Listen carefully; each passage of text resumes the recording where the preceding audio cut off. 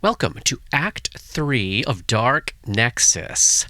Back when we recorded this one, I was kind of jokingly referring to it as Orientation Day, but I think that ended up actually being a great way to think about this first chapter in our heroes' new lives. All in all, this episode may be the closest to, quote, cozy that Dark Nexus will ever get, so I hope you enjoy a little change of pace here at the kickoff of our new adventures. We've been having a blast in this Book of Strange Eons, and we can't wait to share it with you. If you've read or played this one before, you know why I've been looking forward to it for a long time. It's great to be here and to have you with us. As always, please rate, review, and subscribe wherever you listen and tell your friends about us. Act 3 starts now.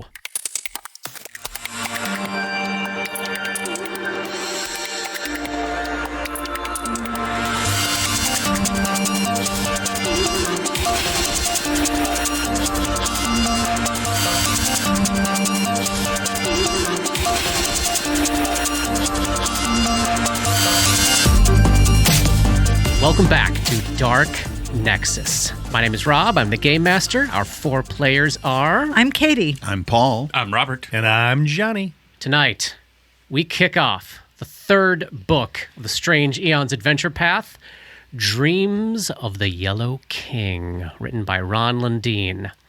We recorded another recap episode covering the highlights of Act 2. If that's useful to you, please check that out. If so, let's jump in. Dark Nexus, Act 3, Prologue.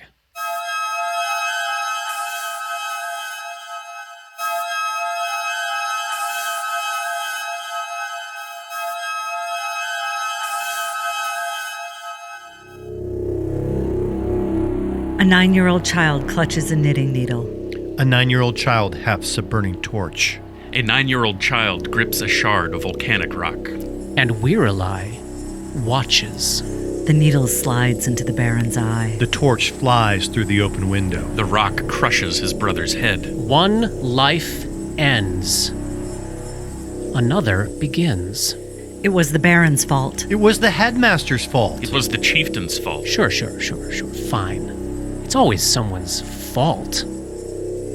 But fault is such a short-sighted way to think about things.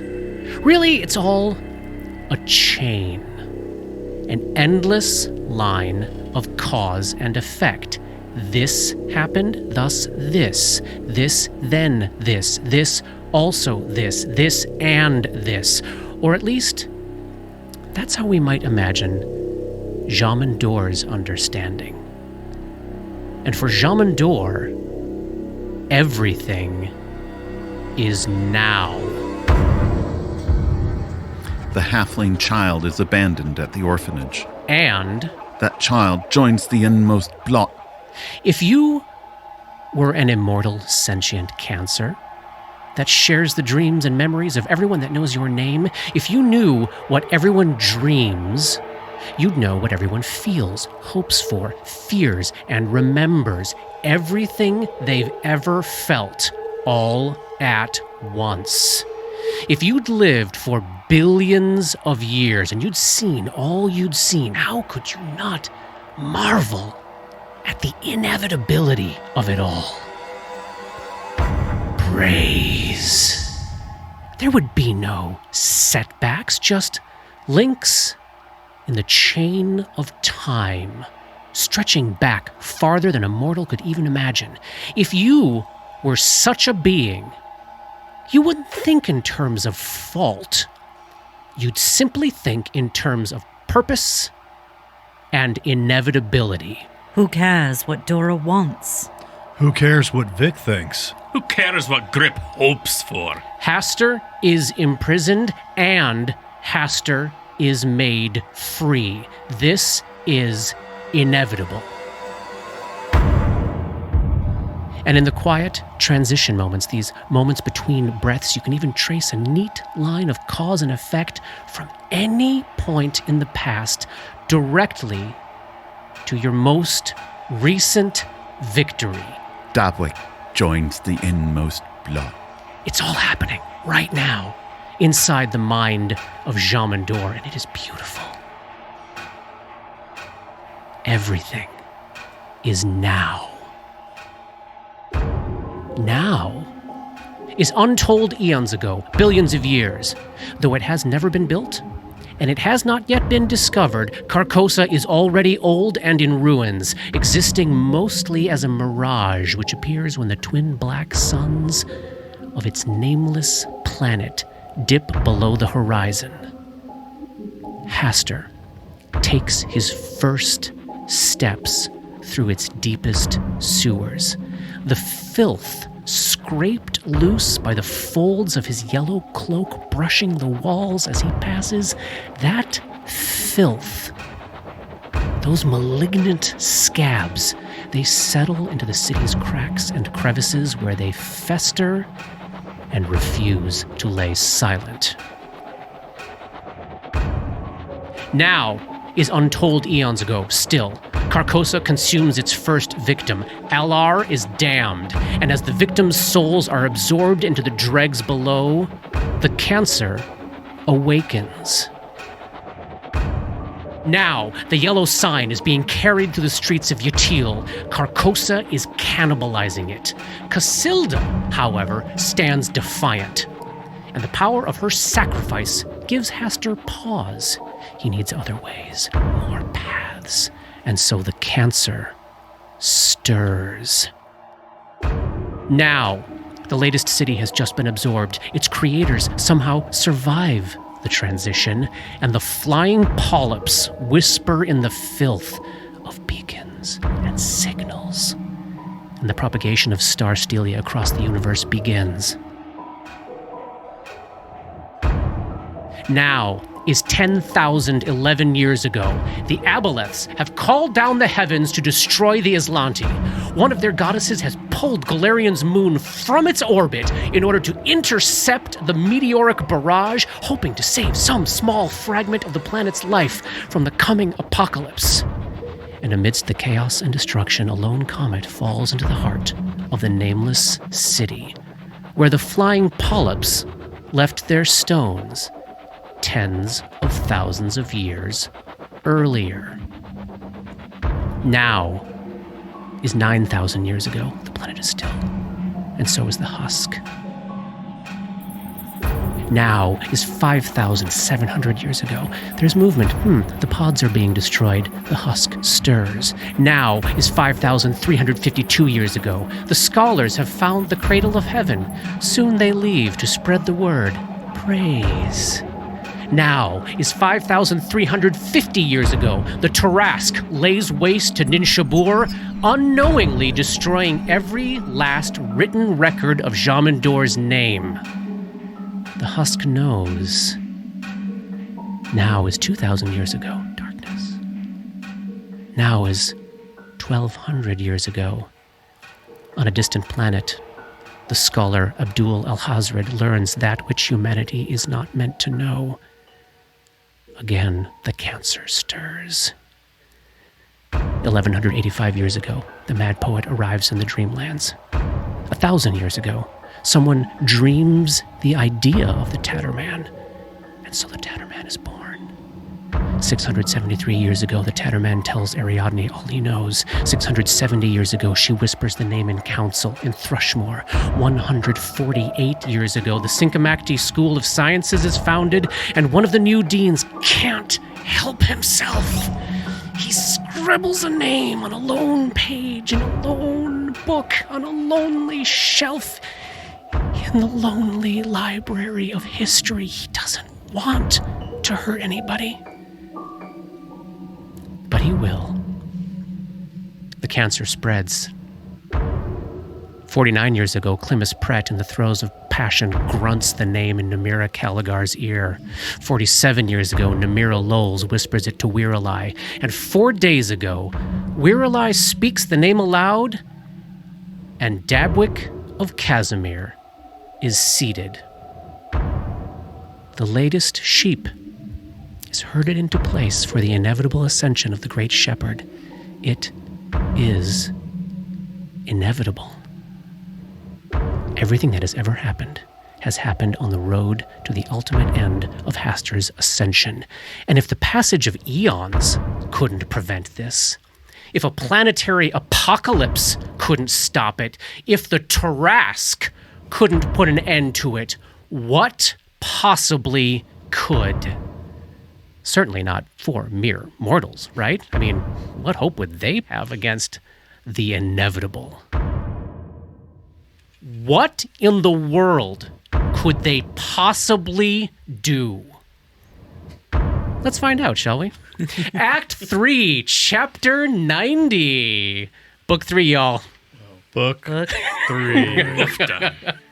We are picking up on the morning of the 12th day of Neth, the day after we last left off, and we'll start a new convention right here, right now. What? It's day 2 of your nautical journey, mile marker 4. I'll use this kind of signposting as we travel to help us and our listeners kind of keep our brains wrapped around time and distance on the meta level during this act, because time will be passing differently in this part of the story than we've done thus far. We're on a road show for a while here. It's a fairly brisk day this morning out on the lake, the temperature hovering in the low 20s. Your breath is misting in the air, the fog is thick. That'll be a common refrain for a while. The reek of dead fish is everywhere. It's not great. It's not super pleasant. We would be within sight of shore if the fog weren't so thick, because Skywind's going to need to thread the needle of not taking her low riverboat too far out into this ocean-sized lake, but also not getting too close to the shorelines of the dangerous nations you'll be passing on your journey. When you've had brief glimpses of the terrain thus far, it's still very Thrushmoor-y, jagged, steep, heavily tree-covered, lots of evergreens here. I'd like to use this first chapter back to get ourselves situated with what life on the Selene Starling is going to be like in the coming days and weeks and months. I thought we could talk through the rest of Skywind's crew that we haven't met in person yet, check in on everyone's roles and shift assignments, get ourselves situated on the ship, learn the schedule and all that. But before we do that, we have freshly leveled characters to discuss, and I want to kick off with the leveling conversation and meet our newly advanced PCs as we get our bearings here in Act 3. So I had so much fun back in Chapter 36 putting together those new descriptions of each of you with all of your new gear. I couldn't help myself. I did that again. So I'll kick off with a reminder for our listeners of all your new stuff, and then I'll turn it over to each of you to talk about leveling and any changes in your appearance that I may have forgot. So these folks are starting to look like mid-level adventurers at this point. For example, let us start with Dora. She's still wearing a simple shirt, loose-fitting pair of pants, but now beneath the silky blue robe covered in arcane sigils that she pulled off the twice-dead corpse of Rumatri the Penangolin. The gaudy pink cowboy boots that she stole from the nurses' lockers in Briarstone are still on her feet. Mm. She still wears doctor's coat over the pneumonic vestments as a shield from the chilling weather. The leather cord with the talismans stolen out of Dr. Lissandro's desk still hang about her neck. Ratch Mamby's bright red cloak of resistance still adorns her shoulders. But now, Daleen Spence's gleaming silver tiara now rests upon her brow, enhancing her charisma, and Namira Lowell's black leather magical belt cinches her robe at her waist, enhancing her constitution, and very new, never forget, that a perfect crystal sphere of red and blue is now endlessly orbiting the air around her head. Ironstones, I fucking love it. My favorite Like thing ever. Makes you out like a target, though. I know. I am brightly colored. Yes. So why don't you kick us off here, Katie, with what's happened with Dora as she leveled? Yeah. So seven's my favorite level. Yeah, it's a good one, isn't it? I don't think I've ever had a character that reached 7th level that I wasn't like, everything's different now. You know, like it feels different. You feel like you're not quite so vulnerable. I mean, I am. I never will not be. But I have more stuff.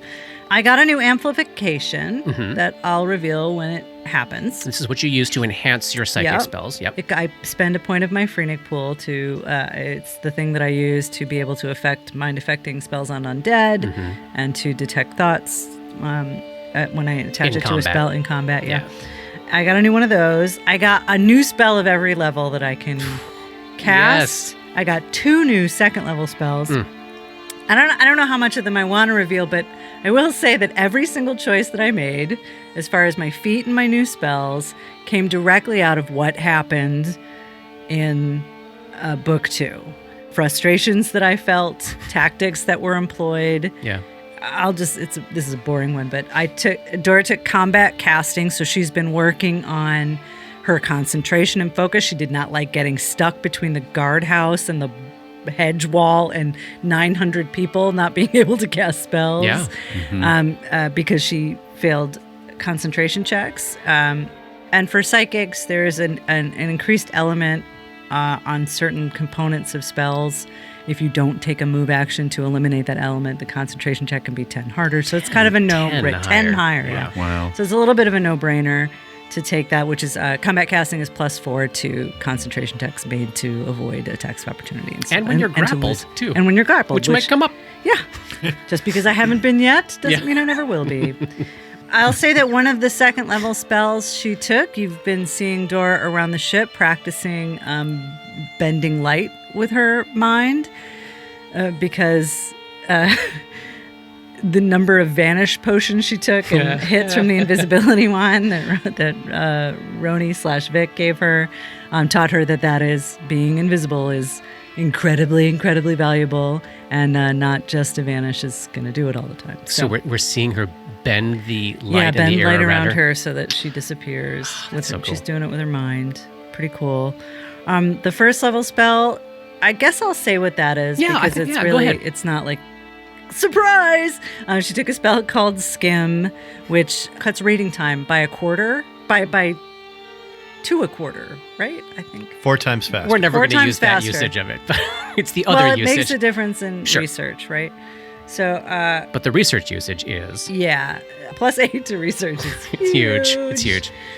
And I have many researchy things happening.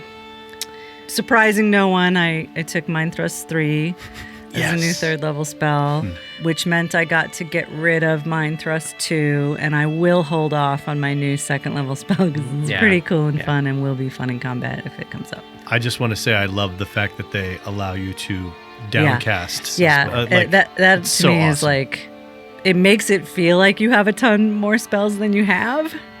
yeah. Which Because is, you do. I I mean, you don't have many more yes. spells per day, but you have more options. But like, which is always hard for me not to have Yeah.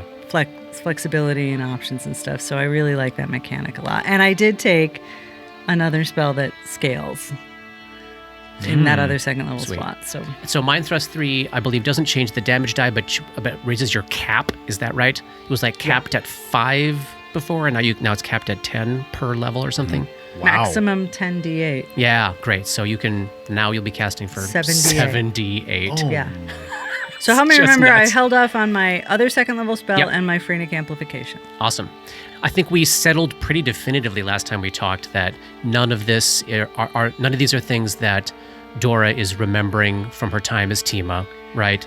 This level was very much about building on experience of from Iris Hill and from Fort Hale course. Yeah.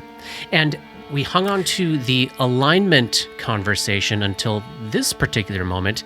Where are you sitting at with the alignment you've chosen for Dora? You still feel like I it's still right? feel comfortable there. And remind me what you were at? Neutral good. Mm-hmm. But obviously life is complicated. Yeah. It's a little bit of a naive alignment. But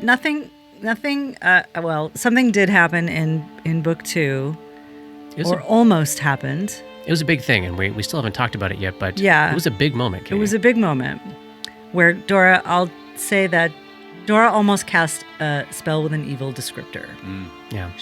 She did cast it. She tried to use it and failed, and then let it go.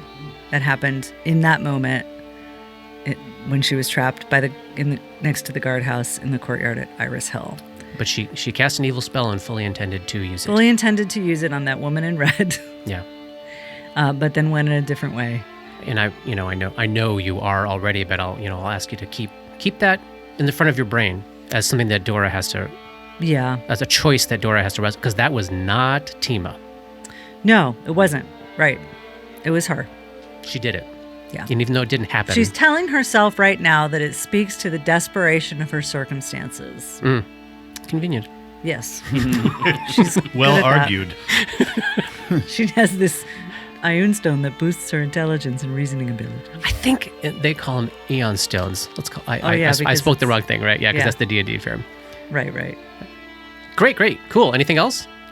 I'll say that philosophically, Dora went into that last fight with Melisande like, well, if this is all I get, this is all I get. Mm-hmm.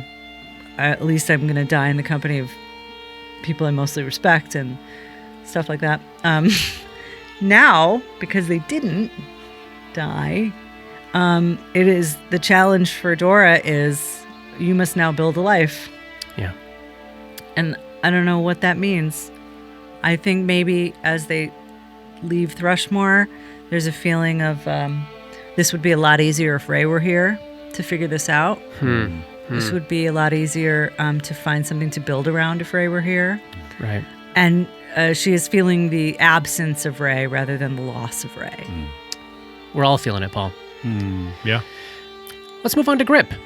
He probably looks similar to how he appeared at the top of Act 2, with the exception of the fact that he is now wearing the black, spiky, goth wooden armor that Jane once wore before you murdered her. Other than that, simple clothes and boots, Winter's dark black cloak of resistance, amulet of natural armor taken from an apostle in Orpiment. Remember them? The magical wooden shield from Briarstone, and of course, red destiny. And now there is Lelwyn's grandmother's bag of holding slung to his hip, and Rumatri's composite shortbow slung over his back. Anything else, Robert? Or you want to jump into leveling? No, I think that's it for gear. I think similarly to Dora, a lot of Grip's changes are stemming from what he went through in the last book. Yeah. Usual crunch, his attacks are better. The one slightly mysterious thing, this is the first time... he's not a big skill guy, right? We do know that, yes. He has levels 1 through 6. One of his 2 skill points has always gone to Intimidate. He did not put a point in Intimidate this time because he has memories of a couple of times trying to use it and it just not working like it used to. Yeah. And so he's not doing that. I'm not going to tell you what he did put it in. I think that'll come out in a little thing. Cool.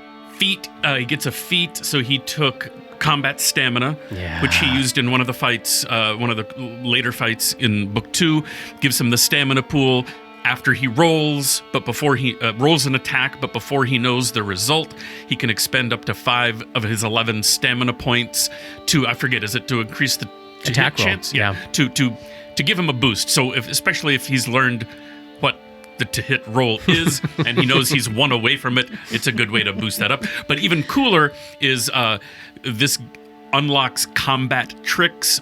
Most or all feats have a combat trick that goes along with it that if you have combat stamina, you can make use of. So there will be various little things that pop up with feats that he already has that will be fun things. And that pool is not a daily pool. Like if he sits down for a chunk of minutes, he can get all of his stamina back. It is another thing that makes Brawlers like a really rock solid, keep adventuring kind of resource class, because stuff like that. Oof. And because of his gargantuan constitution, he's got a lot of points to play with. Do you want to know how many hit points I have, Katie? No. I want to know. Tell me. I rolled a 6. That's the highest I can roll. I forget what number I rolled, but Grip's sitting at 78 hit points. Holy mackerel, Andy. God! 78? 78. 7. Oh. You are 7, 8. 4 away from twice my hit points. Jesus Christ! And you're the one wearing a belt of con, right? I know. He would be more than double my hit points if I was not wearing this black belt of not Amazing. dying all the time. We have very different roles, Katie. Yeah, Gripper takes a lot of damage. Do you like He your can. meat shields beefy or not? That's a great right. throwback. Then alignment. Yeah, let's talk about it. Well, I'm also building like a lot of this level decision came out of my dump stats. So my wisdom is 10 and my intelligence is 8. And I'm going to lean into that without changing anything mechanically. I'm going to lean into that difference a little more. I think given how Grip carried it in Act 2, he put himself in harm's way for others that weren't his immediate party. He did more thinking, and he made character progress through talking. What? And He absolutely did. I think that he's thinking more about things. Looking back at his conversation with Dabs, looking back at his conversation with Den, Yeah.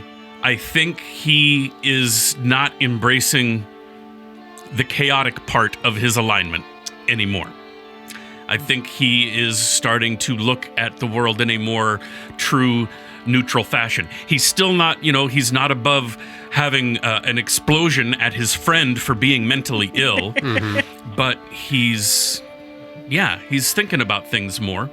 And I think he also might, again, this is flavor, this is not a mechanical change, but the brawler is a hybrid of monk and fighter, and I think he might be leaning a little more into the 10 wisdom as opposed to the 8 intelligence, and looking at the monk aspect of being a brawler a little more. Interesting. So you're pitching true neutral. I'm pitching true neutral. How do you all feel about that? Do you feel that represents the Grip we were seeing by the end of the act? As a shift, yeah. Yeah, I love it. As I could see it as a shift towards something else, maybe but just as true neutral. as an ending point. Yeah, I don't see that. Yeah, same. Yeah. Yeah, I buy the shift away from chaos, and I buy that it is not a shift to law, and I buy that it's not really a shift to either good or evil. Obviously, I think you're still firmly in the I'm going to do what I need to do place in terms of like morality. But yeah, I like that. Some people need an axe to their neck, but you don't have to be a cunt about it. Exactly. I like it. Go ahead and make that change on your sheet. I'm down with it. I'm totally down. Let me see your shit. It's on my sheet. Let me see your sheet. Yeah, so that's I think that's it for him. And Dabwick also looks pretty similar to when we first met them as an NPC at the top of Act 2. The first NPC we met in Act 2. Wild. So they've got their magical leather armor, their flag-bearing Darkwood quarterstaff, but added a few new items to their kit. Melison's golden tiara of inspired wisdom, Weirali's boots of striding and springing, and the gray cloak of elvenkind and a returning dagger that you all stole out of Magistrate Paget's office. I have a quick question. Yeah. I know that we talked about Wherein having originally they looked like horseshoes. Yeah. But then when they turned into boots, what did those boots actually look like? They're going to have to be yellow, rusty yellow leather when you put them on in halfling form, and then when you go to one of your many frog forms, I think they we had talked at some point about like We would kind of look so silky, cute, standing in a circle, all looking down at our feet. it's like silky, long-toed, kind of almost like swim socks, something like that. But let's keep them if they're in a form where they would be fabric or leather, looking like rusty, dirty yellow. And then if you take a hooved form, they would go back to this kind of like rusted out old horseshoe kind of appearance. Nice. Good flavor. What went down with Dabs in the old leveling moment? Level 7 for Dabs. Well, 7th level druid. 7th level druid. So awesome. So 7th level druid gained a 4th level spell. Yay! Man. Which is nice, which is really nice. So Dabwick's domain spell is spell immunity. Oh, So we'll always have that prepared. Among the level 4 spells, druids get these great elemental spells. And knowing that we're going on a river journey, one of the level 4 spells is Alter River, which is terrific. I mean, it allows you to either change the current or the direction of a river. It's so Oh my fucking God. druidy. Some of the shit on Paul's sheet is wild, y'all. Yeah. Fourth level spells are Yeah. powerful. Fourth level as hell. spells. I discovered a second level spell called River Sight, which allows the druid to just look down the river ahead, 2 miles per caster level, my to God. see what's going on. Well, Wow. There goes So- my ability to hide anything from you. So my proposal to Rob was that Dabwick would have a number of spells prepared daily for Skywind's use as captain, Yeah. to have a leg up on the journey. So cool. That's something fun to look forward to.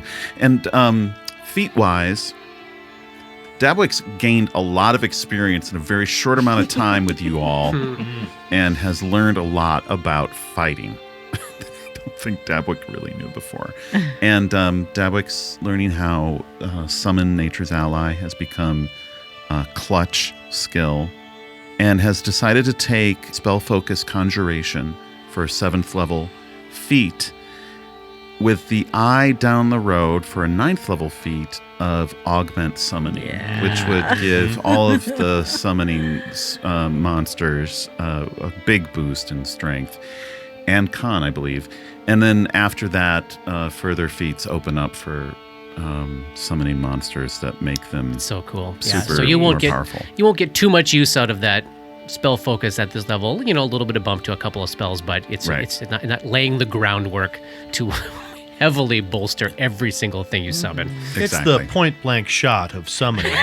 Except it doesn't take 85 chapters to learn. We'll see. We'll see. We'll see. We'll see. What chapter are we on? Mark it 90. There you All go. right. What is Dabwick's alignment? I don't know that we've discussed it on air. No, that's a We've good talked. point. You and I have talked about it a lot. But I Wait, don't, can we guess first? Sure. Sure. Neutral good. I'm going to say neutral. I'm just going to say neutral as well. Dabwick's lawful neutral. Oh. Dabwick believes Lawful that neutral. people in general should just follow a certain order, we look after each other when Skywind's in charge. We follow what Skywind does. Mm-hmm. You were Looking to part see of the who's in charge. bureaucracy of Yeah. a That's part right, of the yeah. bureaucracy of the city. I like my status as, Wow. Rat catcher. You feel like that still that cloak still suits you, Paul? Yes. Mhm. The neutrality is important because there's a natural order to things. I think that's druidic, Yeah. right? Yeah. But the lawfulness still makes sense. All right. Well, we'll see what the world of this story. We'll see if the world of this story beats that out of you. Write down the episode number. Number 90, right? Timestamp 90. Okay. So Vic probably looks the most different from when I last described him in chapter 36. He was still Gull then, like all shrunken in on himself. He's passed through his Roni phase, let that go. And now as Vic, remember Johnny described him as looking bigger and broader. He's carrying himself in the most loose and open posture you've ever seen him in. And he's shifted out of the colorful peacocky tailcoat into a smart, fashionable three-piece flannel suit that he's wearing over Reese's mithril shirt.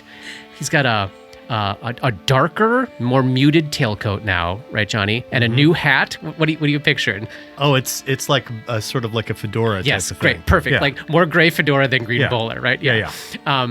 He's also like the one touch of bling I think is Weirali's magical yellow leather belt enhancing your but decks. I think it's just like sort of hidden underneath, Under like the- it would be the vest. underneath a vest Great. and stuff, so it wouldn't be seen really. Great. The alchemical torch rests on his hip, but all the rest of his gigantic list of equipment is still hiding away in the extra-dimensional space of the super fashionable magical haversack slung over his shoulder. And I know you were thinking about adding a scarf. Has that happened yet? Or are you going to do that No, later? I think that's gonna happen sometime down the river, as it were. Where did you get this three-piece flannel suit? He actually mentioned it in like 88 or something like that, he was like, I wanna get new clothes. We'll talk about it. right, and I was right. like, great, we'll talk about it later. Right. So then he immediately sent me an email. This is what I think that, someone was like, oh, okay. And he's like, I'll take that. Yep. And I'll take that. Yeah.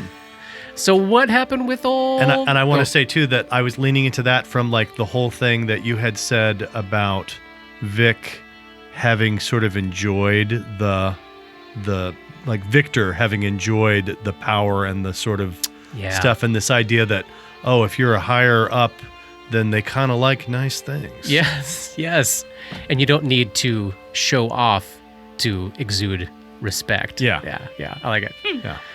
So what'd you get when you leveled, buddy? So everyone else has actually at their 7th level of something. I'm actually only at my 6th level of investigator with that 1 level of gunslinger. So I'm at sort of like a weird place. I'm not quite at the same place everybody else is, but got some new spells for my 2nd level spell. I took the very exciting Lesser Restoration because all this time he has been worried about his own madness and his own paranoia and stuff. And now he's like, oh, I'm going to immediately start trying to fix it, especially if I don't feel like I can trust anybody else. If I'm taking this at the end of the day, no matter what, like I'm going to eventually get my mind back. Yeah. So, and you can't rely that anybody else's, like Dabwick's spell is going to work on you yet. Yeah. So, yeah. Great. So there was that as the second spell that I took, or extract that I took, was indeed Skim. Yeah. Because- Skim buddies. Skim buddies. Yeah. That sounds Because weird. Who doesn't want to pillage information out of things? I got some skill feats, some skill points, which is not very exciting, except for the fact that I also really tried to lean into what was going on. And Vic feels like someone who actually talks to people as opposed to just sort of like lies to them and tries to hide himself all the time. So I started taking some points in diplomacy because I feel like he is very much someone who is trying to kind of talk to people and see what's going on. And if we don't have to fight you, why do I want to fight you? Yeah. The way you counseled all the townspeople into their future careers and I totally saw it ambitions, there. that's absolutely makes a ton of sense. Yeah. And you want to talk about that trait? Yeah. And to go along with that, Rob had said something like a long time ago that made me go, okay, if this is actually who Gull/Roni/Vic, if this is actually who he is, I had thought that there was something where he was actually a student at the beginning. Before he got taken away, and this whole little prologue that we just did where it's like the headmaster did it. I don't know if he stole that from me or I stole it from him, but made me go that he had actually been educated. And so I took a trait called Student of Philosophy, which allows you to use your intelligence bonus when you're trying to convince people of things or when you're trying to lie to them, but not for other anything uses, else. You can't use it to feint. You can't use it to gather information. Just for those things. Yeah, and that will get rid of the other trait that we had, the power of suggestion one that was allowed to... Burn it down. Yeah, we'll Fuck pretend... that trait. Did you ever use Rob, it? Yes. we used it many times, but Rob didn't really care for it too I much. did not care for it. And I'm glad that you proposed this switch. Thank you, Johnny. so that is gone, and there will never be a thing of like, this dagger isn't really a that's dagger right. anymore. It's just sticks. It's just sticks, man. Okay, it sticks. Oh, yeah. Thank you, Johnny. I appreciate What it. about Absolutely. your feet? And I told you Johnny? about the change. My feet, you say.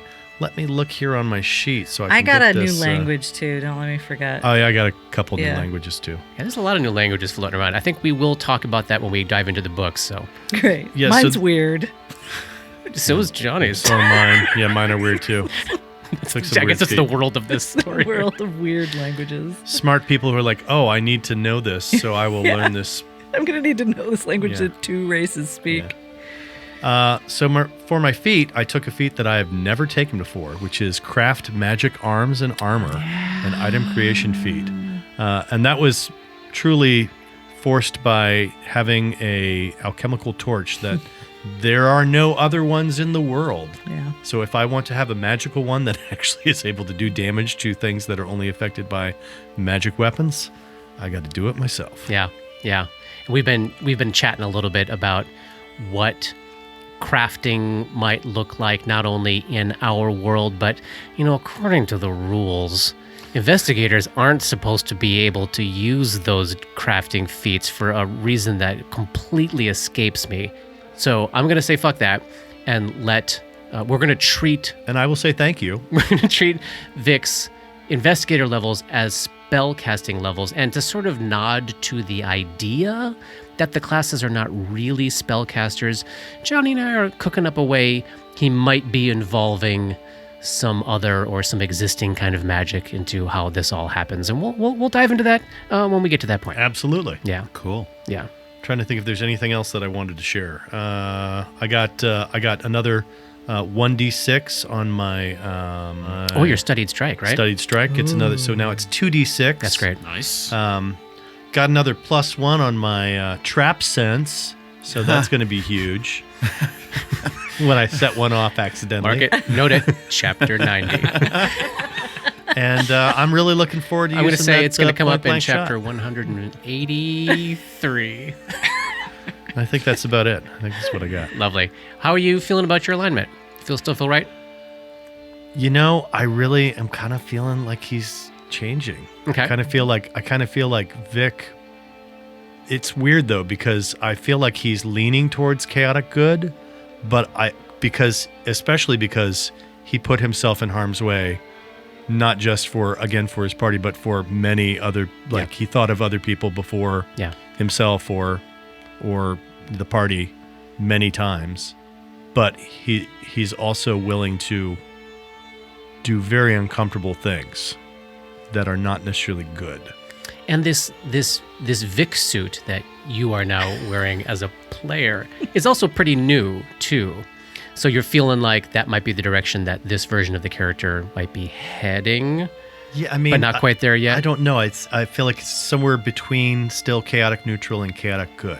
Let's keep it there for now then, and we can. That's how I feel about it. Yeah, if events prompt a mid-book check-in, we can. Otherwise, we can check in when we clear into book 4.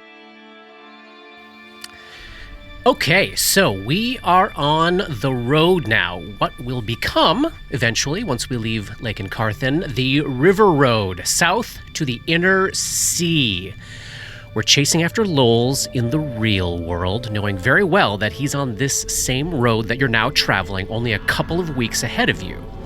And we also potentially have an opportunity to follow his and your own footsteps in the Dreamlands. Lols was looking for information from the Mad Poet on how to find Neruzavin, and he presumably learned something. Maybe you could as well. And you also know that the price he paid for that information was a sacrifice he made, presumably the sacrifice of your selves and your memories. And they could still be held there. Maybe they are held there, and that's why you were able to scrape up even the littlest bit of them when you lived on the borderlands of the Dimension of Dreams for the first 11 days of your new lives. But again, we are traveling.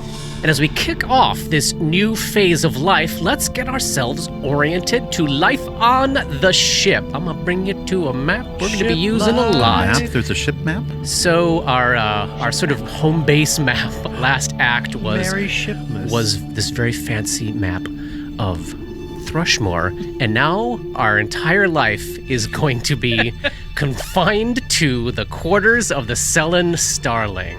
Oh Wow. my god. Oh my god, there's barely enough people. How do all those people fit on there? We're going to talk about it. Oh my gosh. So, there are a total of 18 souls on the Selen Starling. Skywyn and her crew of 10, 6 men, 4 women, halflings all, plus 1 gnome, a soldier from Osgood's retinue who's catching a ride down to the Inner Sea, plus the 4 PCs, plus Barnabas and Stasi. 12 halflings, 2 humans, a gnome, a half-orc, a kitsune, and an Azamar. So let's meet the crew. We'll keep it high level for now, just to kind of set the stage. Dabs, of course, knows all of them very well. The rest of you would know all of them by name. I do think Barnabas and Stasi, given the amount of time they've spent on the ship and with these folks, probably know them decently well by this point. Where's our favorite Maeve? She's a stowaway, right? As far as we know, we're on day 2. There has not been any sign of stowaways yet. But let's meet the crew. I've got handouts for you all. Of course, you all know Captain Skywind Freeling. Just a quick little description of her again. She's a fit, athletic dancer's build. She's middle-aged with tawny skin, large watery blue eyes, pale auburn hair. Wears a fine mithril shirt, carries a gleaming rapier. She's, as you all know, the captain and owner. Then her mate, Joshua Lonepenny. Joshua, he's a halfling. He's got a stocky build, but he's kind of tall for a halfling. He's like early 40s, so picture like around 30 for a human. He's got olive skin, blue eyes, and Does he have to deal with all the shit jobs? Because he sounds like he has to deal with all of the shit jobs. he always looks exhausted, even when he's very well rested. So like the mate's job on this ship is obviously the captain's right hand, but he's also apprenticing with the quartermaster, the bosun, and the carpenter. He oversees the fitting out of the vessel. He's responsible for the anchor. And in port, where you all have been for the last chunk of time, he basically is responsible for managing care of the sails yards, mooring of the ship, and everything. So he's kind of been on. Everything was basically his responsibility while you were in town and you were moored. He seems tired. Next is Veldi, another halfling. He is a man with a muscular, fit build, broad-shouldered. Again, sort of a picture around a 30-year-old human. Dark brown skin, deep green eyes, thick black hair and beard, and he wears them all in very many braids. And he has many scars on his hands and his arms. He is the bosun. Next is the quartermaster, Katzin Tealeaf. She's a female halfling, slight and wispy in build. Kind of looks unusually small and young for her age, probably in her 40s, but looks like a teenager. She's got medium brown skin, dark brown eyes, this fantastic flyaway mop of thick brown hair. She wears a shirt and pants bristling with pockets, overflowing with maps and compasses and other navigational equipment. Pouches stuffed with notepads and pencils. She kind of has the visual appearance of a manic child. But she's soft-spoken and serious, and the crew treats her with unending respect. So she's the quartermaster, and in the life of this ship, this is an elected position, elected by the crew to represent them. She acts essentially as nearly the captain's equal in all matters when they are at sail, except for battle. So she maintains order, settles quarrels, oversees distribution of food and other essentials, and keeps all the records and account books for the ship. Right, and next is Oath the Greenbottle, the Navigator. She's another female halfling, average build, bit tall, deep brown skin, wavy black bob, striking yellow eyes. Likely from some fey blood in her ancestry. She's very loud, very fast-moving, and never sits still unless she's working on the charts. She is often to be found back at the rudder. Oh, then we know about Lynn Timbers. Lynn, he's a middle-aged, portly halfling fellow, very old-school hobbit look to him. Pasty pale skin, green eyes, bright red mop of hair. He parts on the right, which is how you can tell him apart from Din Timbers, who looks exactly the same, except he parts his red mop of Irish hair on the left there. So Lynn and Din are the riggers. They spend a lot of their times up on the sail there. Next we have Gosa Goodearth. She's a carpenter. She's a female halfling, middle-aged. Looks almost identical to a young human child. Very pale skin, nearly white, unnaturally blue eyes. Long flaxen hair she wears in 2 braids. She's a very haunted look about her. She keeps her skin covered at all times, and it looks as though she may have burns and scars that she's hiding. She is married to Rebin. Reuben Good Earth is the seamster. Another older, sort of pudgy middle-aged halfling man. Looks very much like a gnome. Pale skin, grey eyes, long grey hair and beard. Long blade skull on his left cheek just under his eye. Always very cold, covered in layers. And he and Gosa are married. Right, then there's Benemy Hog's Breath, able-bodied sailor. She's a lean and wiry middle-aged halfling woman with yellowy skin, amber eyes, thick black eyebrows, straight black sticky outy hair, and perpetually dealing with black eyes and bruises on her face. Seems to fall down a lot. She's got a crooked grin, a proud bearing, and she's sort of a general troublemaker. And then there's Harlar. He's the cook. He's a real sad sack, frumpy-looking, disheveled, late middle-aged halfling man with massive ears, deeply wrinkled face, perpetually red nose, tangled, matted hair, and a frown. He wears a pale violet Verizian scarf. Right, who's next? Oh, last of the crew. This is the gnome. His name is Montgemue Ilfward Underborough.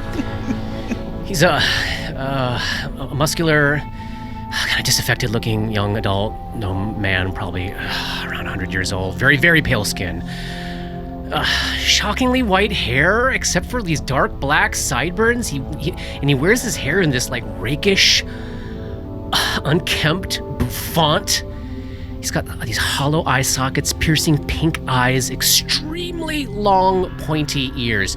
He is perpetually quiet and depressed. He carries himself like a soldier, and you would, we're on day 2 now, you would catch the story here.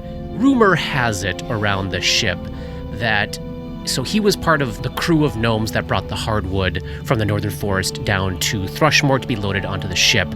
There was some incident involving Osgood's wife?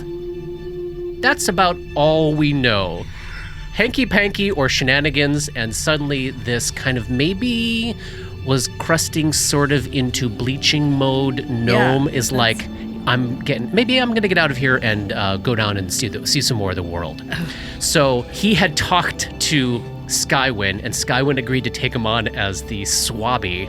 So he's cleaning the ship overnight while everybody else sleeps is basically his job. But in exchange, he's not. But Barnabas and Stasi are not asleep at that time. Right, so they probably might get to know Which him. I think feels quite right, since the people she most identifies with on this ship are probably Harlar and Monty. Montgemue. That is very hard for me to say. So I think you can manage it. yeah, we'll see.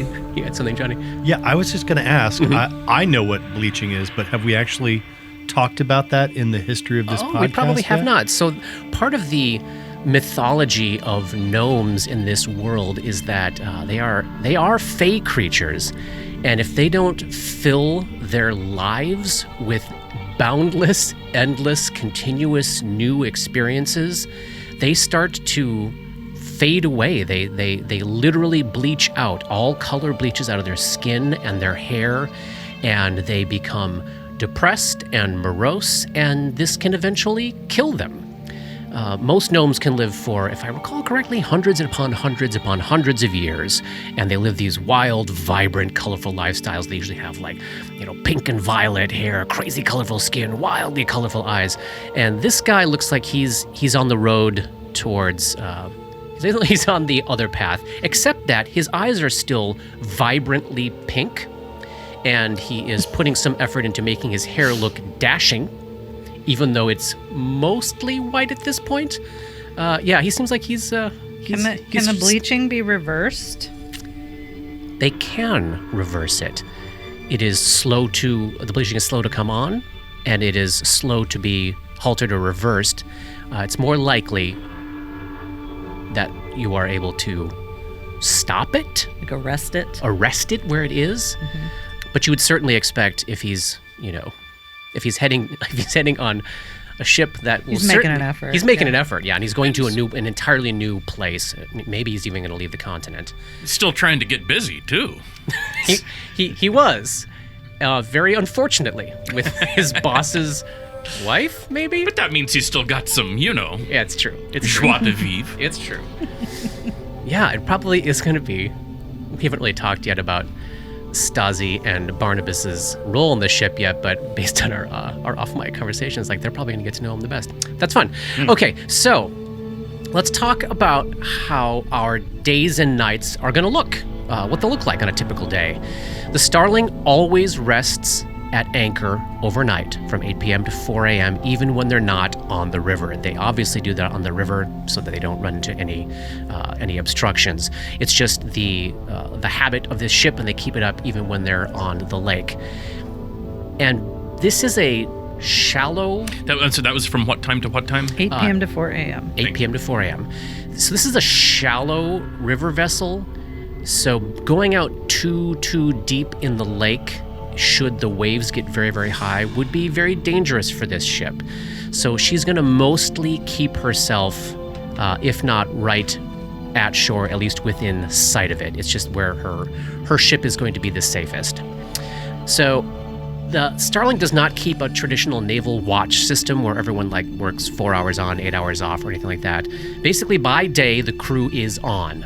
At any given time, 2 of the 4 officers, so Skywin, her mate Joshua, Veldi, and Katzen, the quartermaster and the bosun, 2 of those are probably directly on deck, and the other 2 are probably in one of the 2 cabins, planning, charting, working, stocking, etc.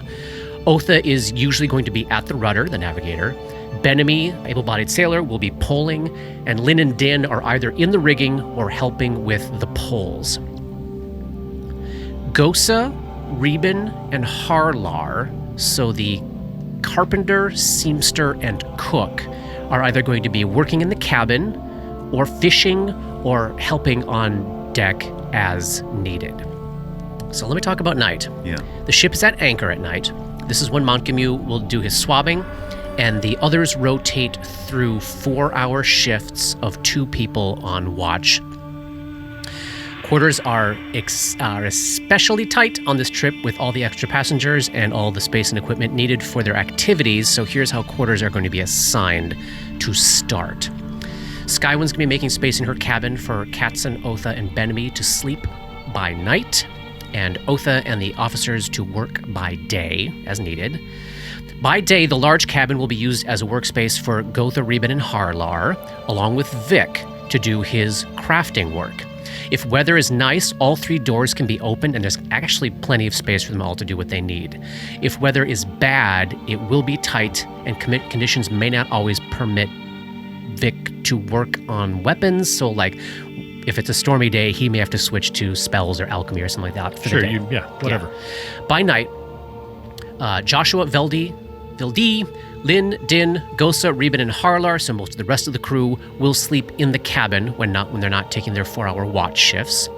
The fairly spacious hold below will be full this trip with the magical hardwood. Now, the cargo is split to the port and starboard sides, so on this map, the north and south, as the keel and the mounting for the mast take up the center kind of aisle of the below. Can you picture that? Mm-hmm. So you're left with this long, narrow space running from bow to stern.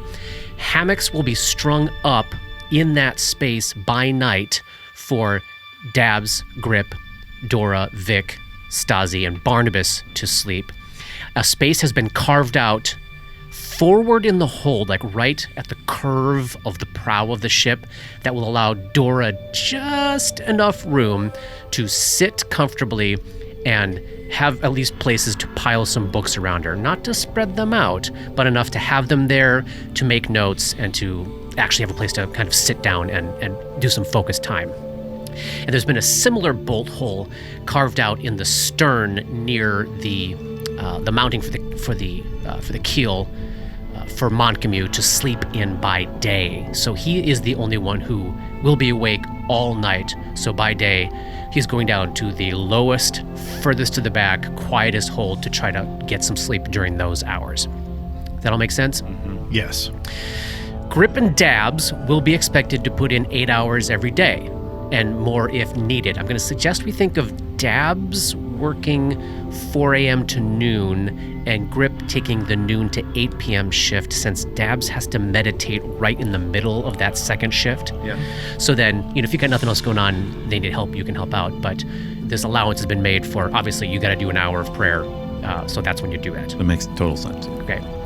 So I'm planning on reading books and or doing research can be done twice per day. We've talked about this a little bit, but only if there is no waking hours, combat, or adventuring. Basically, if you get in a fight, you're losing focus time and you can't take advantage of a second research shift here. Crafting and or training can only be done a total of 1 time per day, no matter what else your day holds.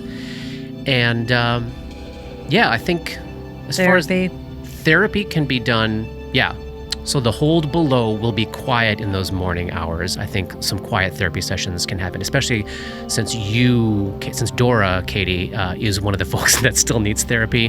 That can probably take place in your reading room while you're still needing it. And then maybe you can turn it over to Vic while you're, doing some activity that doesn't require having like 22 books around you or something. Yeah, so there will be a private, quiet place for that to happen by day. And when we're talking about research and stuff, a day of study is 8 hours. Yeah, I think on all of my, I've been making a lot of tracking documents for us as you see start to appear. We're going to start talking about them as 8-hour blocks rather than a day of study. Great. Because Perfect. you two, I'm looking at Katie and Johnny, you two have a lot of things you need to read, and since you can do some of those twice per day, as long as nothing else is happening, as far as I'm concerned, on this 3-month boat trip, we'll start, you'll get a few of those blocks ticked off every day probably. Great. Awesome. Let's talk about the actual journey we're taking. I got a map here for you that will chart the course from Thrushmore to Casimir. It's like that map on an airplane. It is absolutely that. And we'll use it to track our progress. I was thinking Indiana Jones. Oh, yeah. That's good, too. That's good. All right, so let's go to the Selin River map. I don't know if I've shared this with you all yet. Is this familiar? I don't think so. How fun. Oh, this is gorgeous. Isn't that a great map? Yeah. Oh, look how far we have to go. I know. So I'm imagining, this moment right here that the four of you are having, I'm kind of imagining this playing out on our first day as Skywind sits you down to walk you through the trip. And let me have her give you a little high-level heads up on the 8 nations that you're going to be passing through. We haven't done this before, have we? I love this. I don't think so. I had this last book, and I was like, do I do it then? Do I do it now? We'll do it now. I just want to ask again, Yeah. in terms of Lake Incarthen, like how big is Lake Incarthen to something that we would compare it to?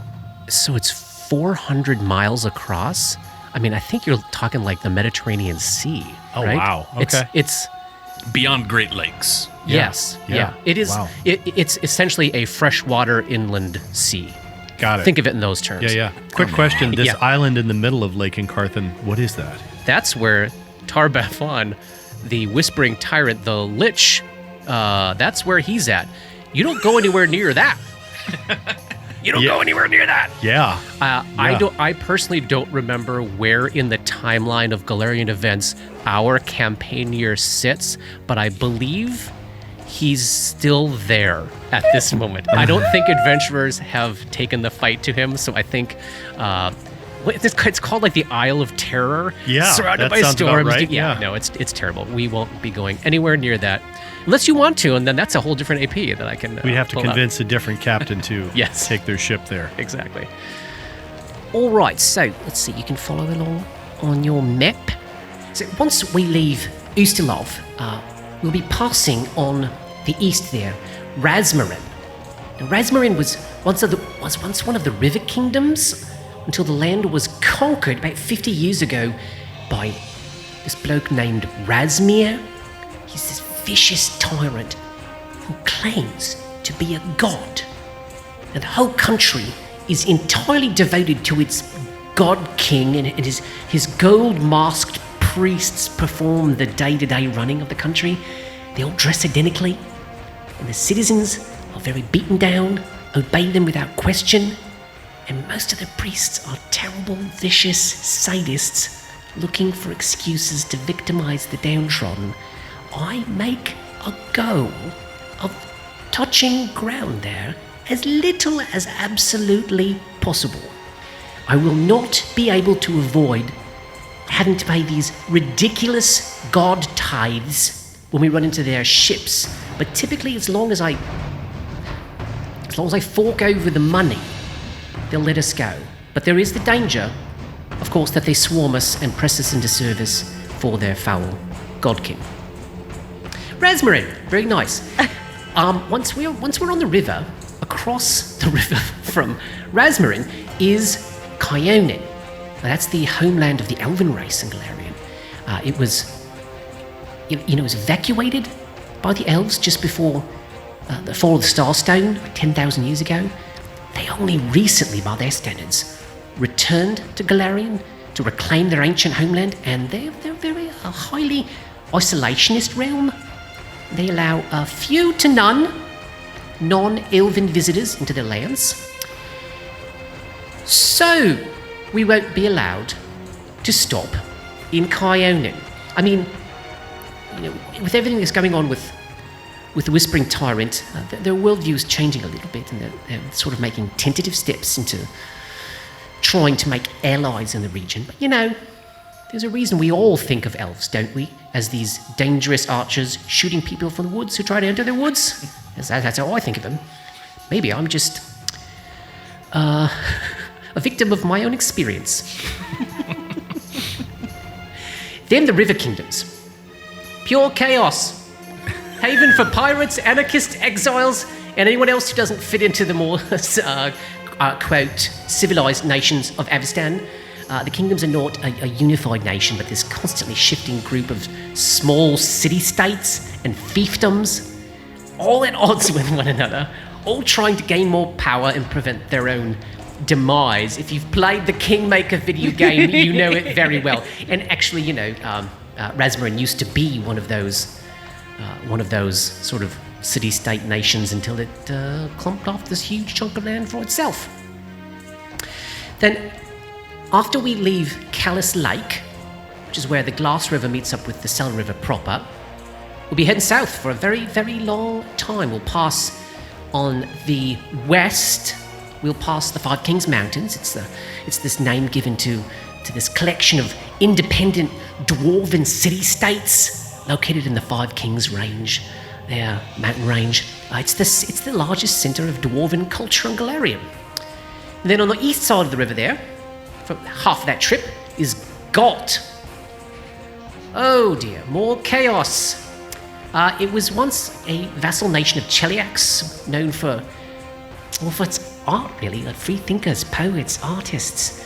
But after the death of Aradin and the rise of House Thrune in Cheliax, the people of Galt threw off their foreign rulers and killed all their own nobles. And then the Red Revolution followed, and all the nobles that were still alive lost their heads, and the executions did not end the bloodshed. And now it's a place littered with the severed heads of government ministers rolling out of the guillotines. It's a chaotic place. There's been about a dozen governments ruling there in the time I've been sailing the Selin River. Surprise, another place I try to avoid. So far, it doesn't really sound like there's a lot of places that you want to dock at. No, this is a very dangerous journey. It's a very dangerous journey, which is why extra help is, in terms of protecting the ship, is greatly appreciated. Of course, once we get further to the south, things get a little more pleasant. The river splits between Taldor and Andoran. And Andoran is this wonderful parliamentary democracy. It's a nation of the people governed by the principles of common rule. Every citizen has a vote. It's the birthplace of freedom, I say, as someone who calls it my home. And Taldor is, mostly peaceful, but it's sort of a decaying, bureaucratic aristocracy. Once powerful empire. It's fallen from its former glory, is how I feel about it. but it's much safer than Galt, Rasmarin, and Kyonin. Let me just say that. And the River Kingdoms. Let me just say that. Hey, Dabs, you're from Taldor, right? That decaying place? How do you know? Did I say that before? I remember you talking You're about from Casimir. Casimir. Oh, right. Well, I'm from... Casimir. Casimir's not on the Andorran side. No, Casimir is on the Taldor side. Well, see, I didn't know that, so thank you for letting me know. All I knew was the city was... I just love the city so much. Michael Caine. The bloody doors off. It's the second largest city in Taldor, in fact. Great. And I've got that little boat icon there that I'll be moving along as we go. You can see how far we go. And the pink line of travel is visible to you all. Is that right? Yep. Yes. Great. Well, this just sounds like a great place to really hang out and vacation and have a Well, that's lot why of fun. we'll try to make the time on the ship as pleasant and non-nightmarish as we possibly can, right? We'll see that. Right, I couldn't even get that out. So, yesterday we took off in the afternoon. We got about 4 miles southeasterly along the shoreline and anchored for the night. Let's think, as we start this day, let's think of the prologue that we just did as representing the tone and vibe of your dreams last night. There's a real sense of the immensity and eternity and inevitability of the enemy just pulsing in your consciousness as you start the day. I think it's a real mix of a sense of freedom from the horrors of Briarstone and Thrushmoor, of course, a sense of relief that you survived what you did, but also, let's remember, even though it's been a while for us now, yesterday was filled with a lot of goodbyes. Johnny brought up Maeve, and she's not the only person that we did say goodbye to. So many of the people that have defined your very short lives are now in the rearview mirror. So we're day 2, mile 4. Wind is light. It's 7 knots, Polly, unless you do something about that. We have 2 daytime shifts ahead of us for the 12th here. Let's talk about your plans for the day, and then we'll start to find a language and a set of habits for ourselves on how we want to handle these days on our long journey. Well, my guess is we'll probably dive into some things, hand wave some other things, and figure it out as we go. What's everyone thinking today's plan looks like? I've got 22 books to organize. So you're going to do the... Well, first I'm going to ask Dabwick if they have, or if they are willing to prepare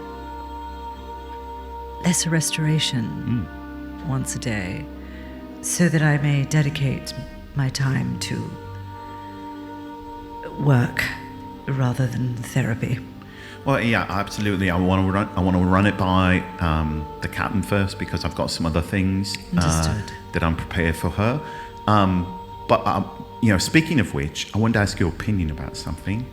I think I learned how to scry, and I was thinking maybe Everybody just perked up.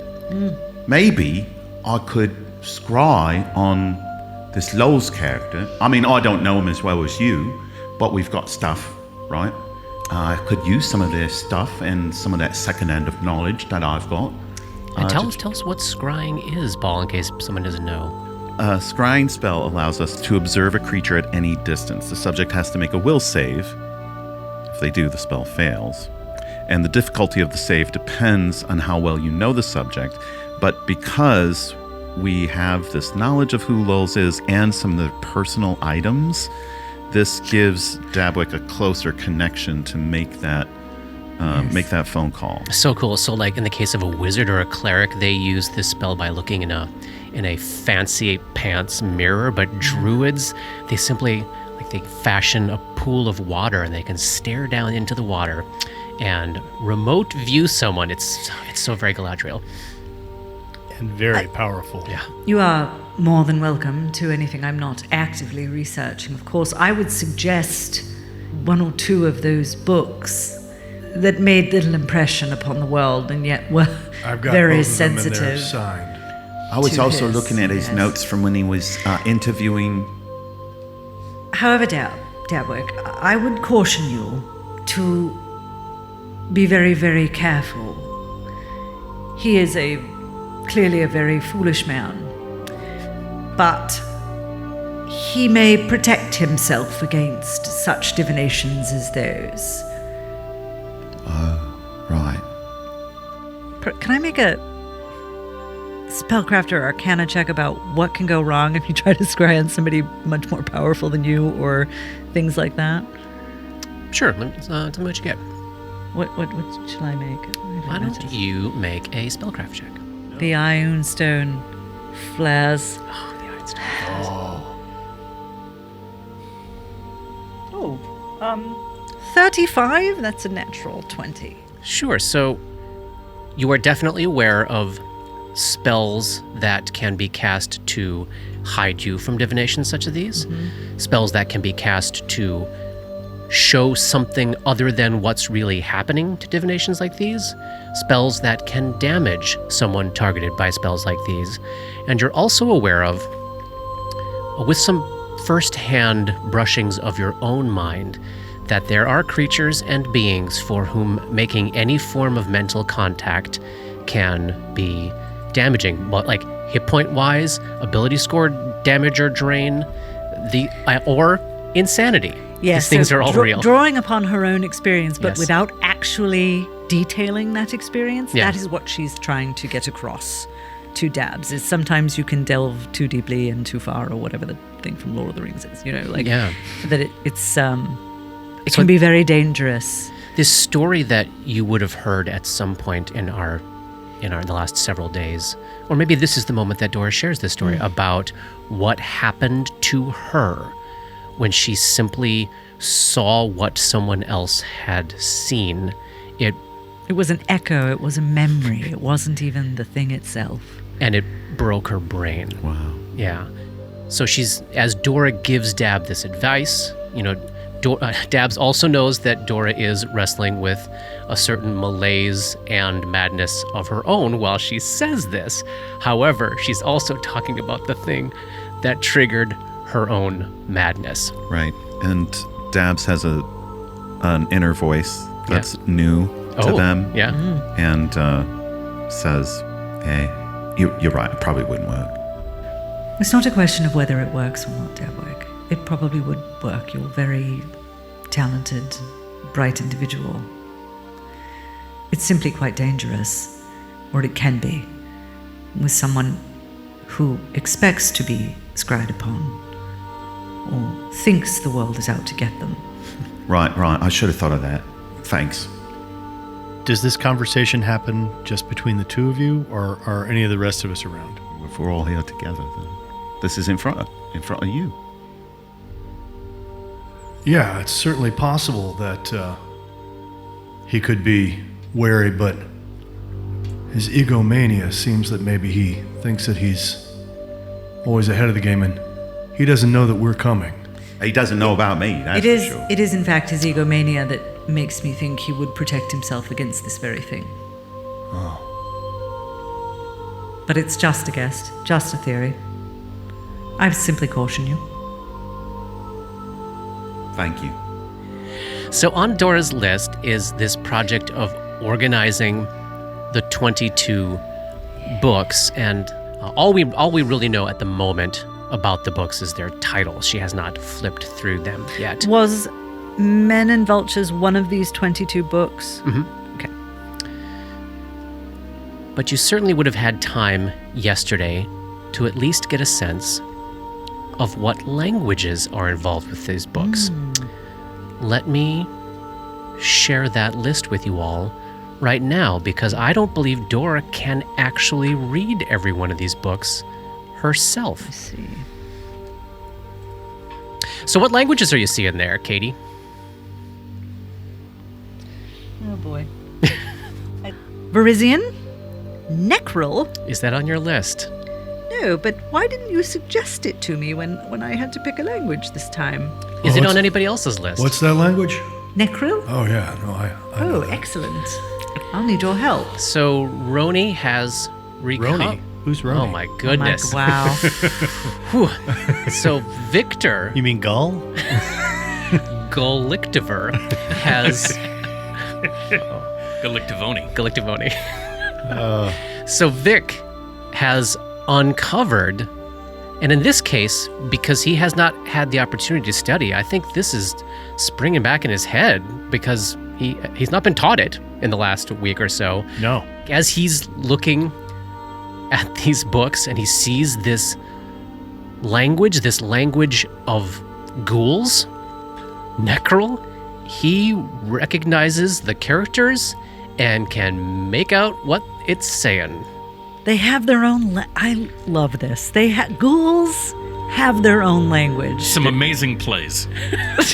There's a lot to learn about ghoul culture, perhaps in this AP. Fantastic. Most of it is cookbooks, which is really not. I know. Dora has almost all of the other languages. What are the other languages? They are Modern Usiriani, Yep. Aklo, Yep.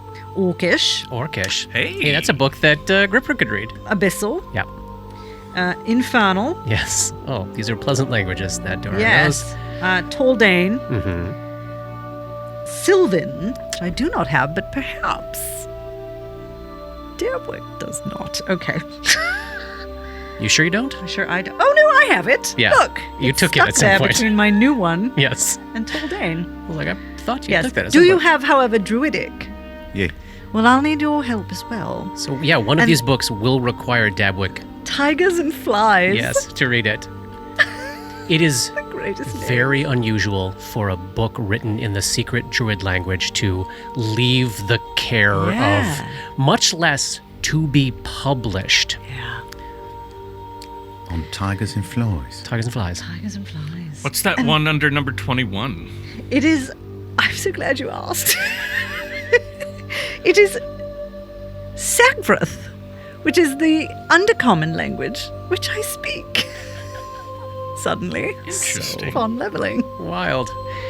Interesting. Yeah, so this task is 1 8-hour block, but I will need participation from others. So this is something that, since all you're trying to do here is get a sense of what's the general content of these books in order to begin your organization process. Yes. I'm totally fine with not taking time away from any of their activities, from Vic or Dabs's activities, to just like sit down with the book for a half hour and go, okay, here's what it looks like it's covering, here's what it's about, and then Excellent. they'll have to participate probably in any later projects involving it, unless you learn those languages. So that's one block of Dora's time, and you want to, the other chunk of the day, you were thinking what? Quite frankly, I was thinking of starting the other area of study, And what's the other area of study? learning the Dreamlands ritual. Nice. Okay, so that's Dora's plans for the day. Dabs's plans? What's this? How long? What's the process here for learning the ritual again? Read for 5 8-hour days to gain the ability to perform the ritual as primary caster. Wow. Okay. So she'll be able to run the ritual that sends you all to the Dreamlands after 5 8-hour shifts of reading through all of these journals and stuff. Just now occurs to me that I hadn't made that, I think, a list of things that I should do, but I should also do that just in case. Yes. Because if you went down, then we'd have no way to get back into it without having done those 5 days. Indeed. Certainly something to think about. So once there's a primary caster, then all the rest of you, and this includes Stasi and Barnabas, can act as secondary casters and can help with making any of those checks that are appropriate for you all to make. I believe we were talking about, like, some of those checks are Stasi and Barnabas are actually really good at, so having them on the ship is going to be helpful. But Johnny, you're absolutely right. If there is not a primary caster, the ritual's not happening. And if she's the only one that knows how to do it, and she's either injured, hurt, mad, whatever, yeah, you'd be stuck. Yep. Something to think about. Yep. So back to Ball. What's Dabs thinking for today?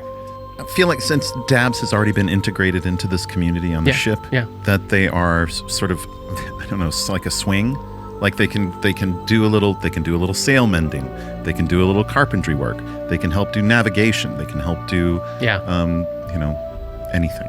So having been sort of off ship in an adventuring role for about a week or so, you're going to use the day to kind of get back into the rhythms and the lifestyle of the ship and check back in with everybody and find your sea legs again. Yes, there's something probably really relaxing about getting back into routine after such a grueling series of days of combat. Yeah, great.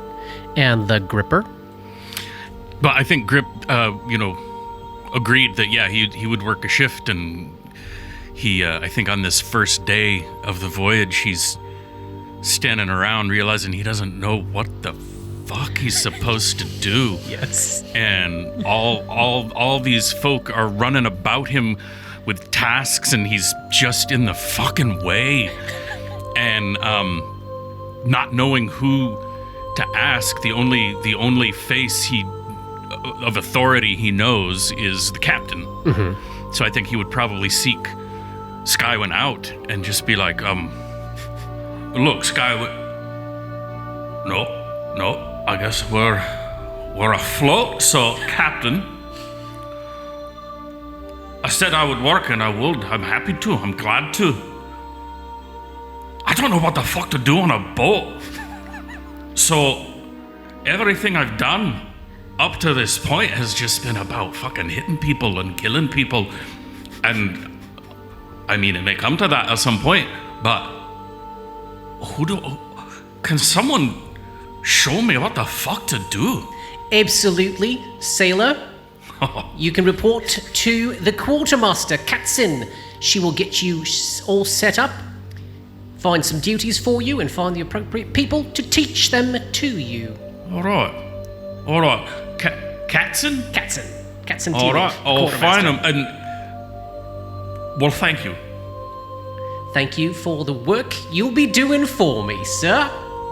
As you were. Great.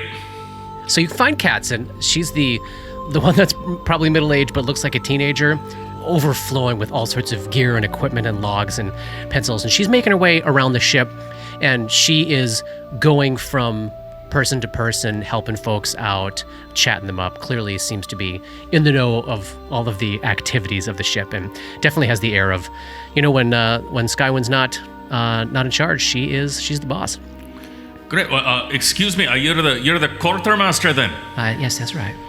Well, you can call me Grip, I suppose, but I'm to report to you to show me what the fuck to do on a boat. All right, let's get you to work. All right. Looks like you're a strong fella, aren't you? Well, I suppose. 5 times the size of all these halflings. She comes up to like your knee. And you're blushing. I'm a little strong. I've been told I have a lot of hit points. I don't know. Braggart. Well, let me at least send you back to... This is a question I have. This boat, is it specifically sized for halflings? Are we all like giants on this boat? You are not. She Okay. purchased this boat off of a human captain. Okay. Yeah. Oh my God! Could you imagine Grip? Everything, it's squeezing for 3 months. The squeezed condition for 3 months. It'd be terrible. So Katzin can get you hooked up with Benemy, and Benemy's going to teach you how to deal with the ropes to get started here. Oh no, she'll teach you poling. She'll teach you poling to get your day going. Great. And then what's Vic's plans for the day? Oh, so many plans. Gotta pick, my friend. I think the first plan is considering that Vic broke down with Grip and was like, I've got a problem. Yeah. And until I get this problem taken care of, like I can't even trust myself. Yeah. So I think that he Come talk to me. would immediately go and talk to Stasi and try to get his brain right. I love it. Let's since we're talking about sanity, Robert, Grip has 1 day. I'm now going to be remember back in book 1 when we were talking up days since your last incident? Mm-hmm. You've got 1 full day of taking no sanity damage since you hit 0. Once you hit 7, that's the sweet spot where we can start making checks to get rid of your madness. So right now you're dormant. You've got 1 day in the clear. Dabs is also at 0, but never went mad. Mm-hmm. So we'll picture Vic sitting down below with Stasi. Let's roll that up there, Katie. So this will be a wisdom or an intelligence check. DC 15. 17 Right. And what is Stasi's wisdom? plus 5. Oh, okay. I'm clear. You are clear? And oh my gosh, yes, you were sitting at 3. Vic is at 0 Amazing. sanity damage. Oh, huzzah. All right. So that's Vic's morning. What about Vic's afternoon? Vic is going to start working on a little crafting project. Oh, do you want to talk about it yet or you want to talk about it later? I'll talk about it later. Okay. Is this a weapon crafting Yes. project? Great. All right. So Vic is using the afternoon to get his crafting set up in the hold, all set up, working with Harlar and Reuben and Gosa to figure out, all right, what space can you use? What equipment do we have to share? All that kind of stuff. Getting yourself organized and settled, and we'll check back in on that That's later. really cool. We don't do this a We lot, never do so it. This We never is do it. awesome. Let's So I'm the only one with sanity damage left. 7. That seems appropriate. The person who was the least likely to ever go mad Yes. is now still the most damaged. Yeah. Yeah, her psyche is. So is she? So she's not going to seek therapy today. No. Okay. Part of this is Yeah. the compulsion to plow through this stuff to find meaning and purpose and direction. Which she still doesn't really feel in the same way she would expect to feel, right? No. And gosh, the voice of Tima is usually so distant, except in moments of extreme danger. But Not right now. Is it okay? It's up in the forefront. I think it's up there, but I think there's a curiosity to it because Dora's about to embark on something that Tima loved Yeah. and was good at Yeah. and was praised for. So there's curiosity, there's a sense of competition, there's a sense of concern. This goes both ways between them. And that is the manifestation of Dora's madness right now. Yeah. That sanity damage is... I have to be better at this than she was. I have to be, or at least as good at it. There's just this feeling of tension there, because it's never been so crystal clear that their overarching goal could not be farther apart. That Dora wants to rid herself of the inmost blot, and Tima was constantly actively trying to hasten its progress. Cultivating it. Yeah. So the books, everything before her is the road to ridding herself and her friends of this disease, this curse, Yeah. this whatever you want to call it, infection. And so Dora's mind is sparking and trying to get from Tima, how do you research things? So what is it about you that was good at this, and how can I mine that and plumb it and take it from you?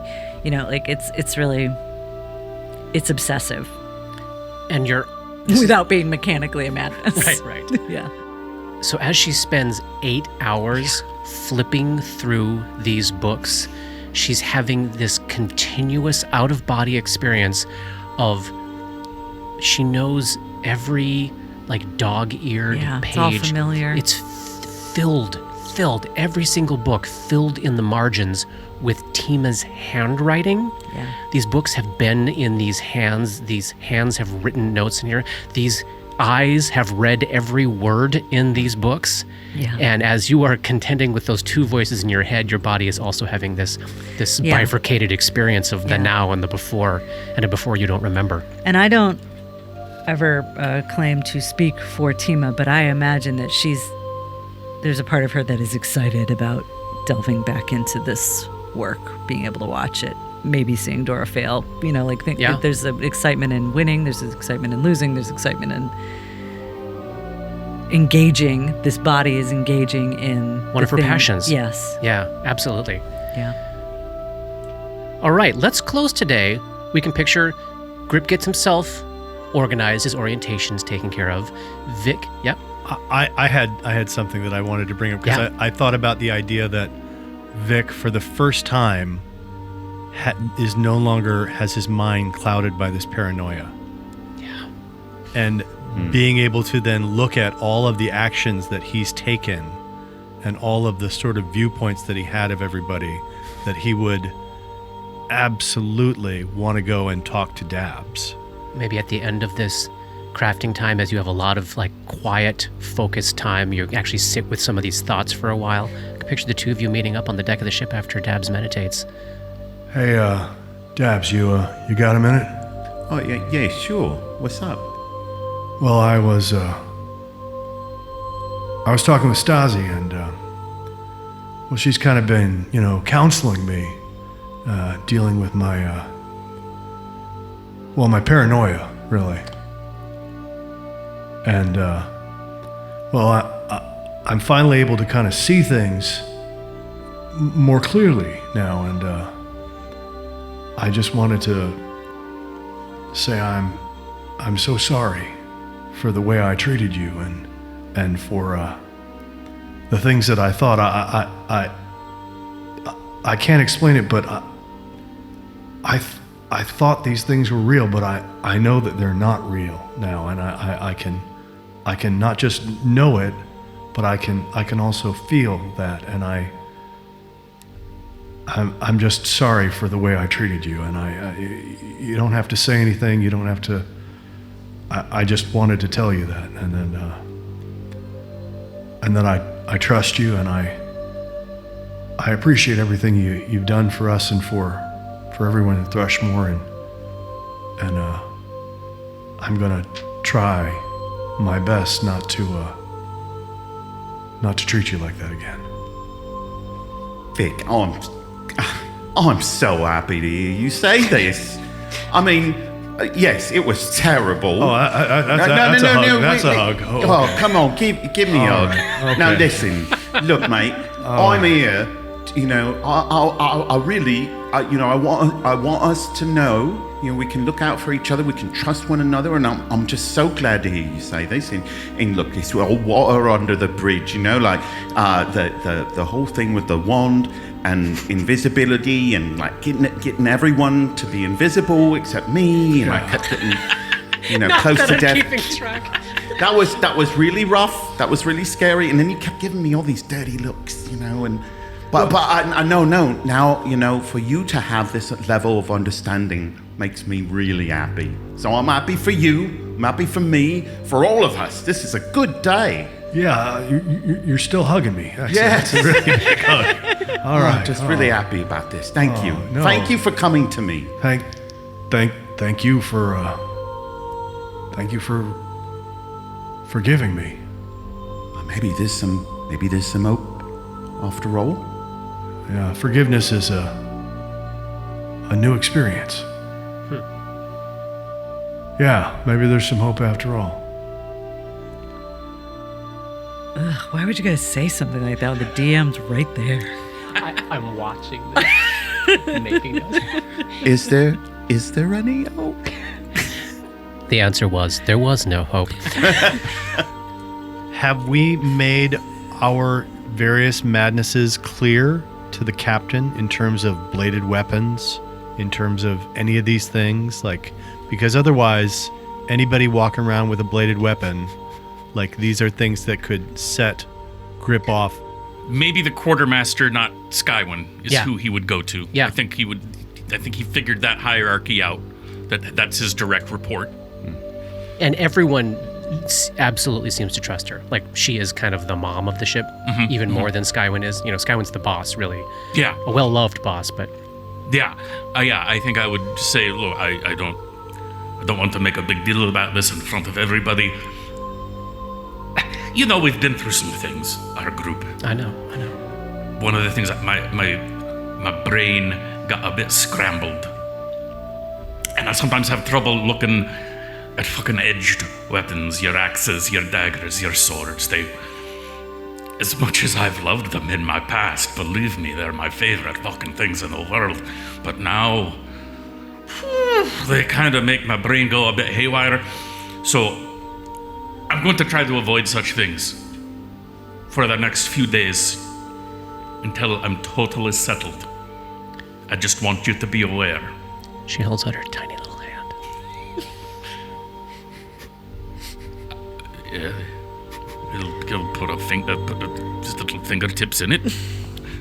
She takes his fingertips in her hands, and she looks up at you with these big, deep eyes, and she says, Grip, I know that you've suffered. I've heard about some of the things you've been through, and I've been watching you. Don't worry about it. We're going to take care of you.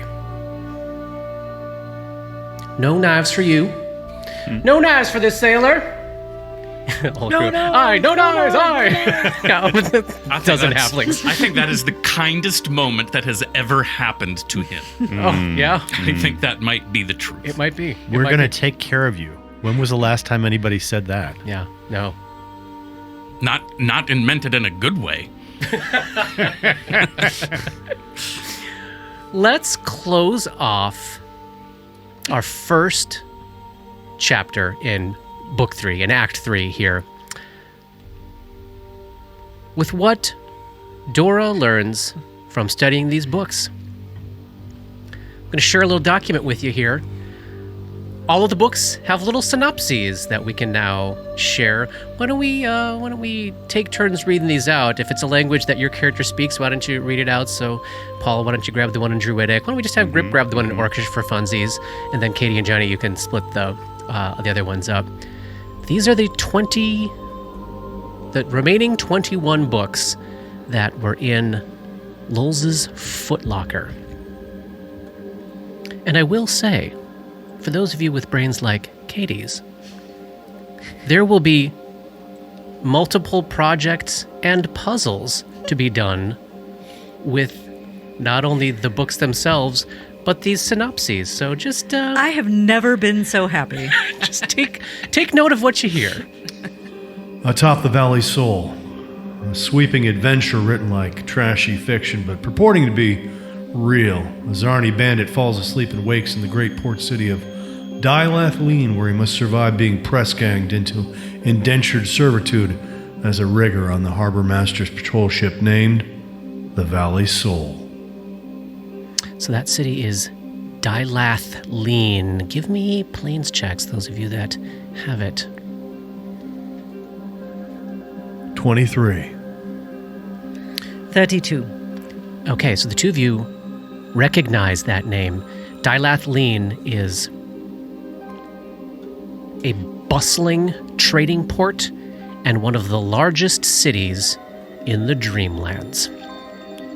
The Codex of Three Prescriptions, a dark and fussily precise tome written by an unnamed lich scholar about ley lines of power that could be tapped in the three great necropolises of Uktal, Iguzkais, and Ekraz.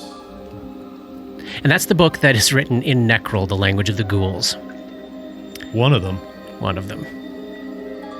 Next is Curses of the Black Lake, a journal prepared posthumously by the doctor and dreamer Tamrap Shepsi's Ib, who not only writes in the first person, but uses his full name to begin every sentence. The doctor dreamed of living in a city called Arventon, but was banished to the caves below for some unknown crime. In the Underdark, he found the mythical Black Lake, which served him as a source of food and water during his exile years, but was haunted by all manner of dangers. The book describes in detail how to remedy the 1,222 curses, poisons, and diseases that he encountered there, one of which killed him in the end.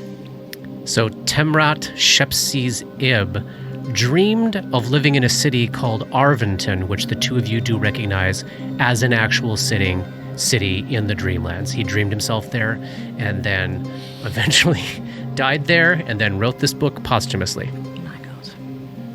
Dicadius Translations of Aklo Syntax, a book of grammar and usage peppered with helpful demonstrative examples of why, when, and how the improper conjugation of Aklo can get you killed.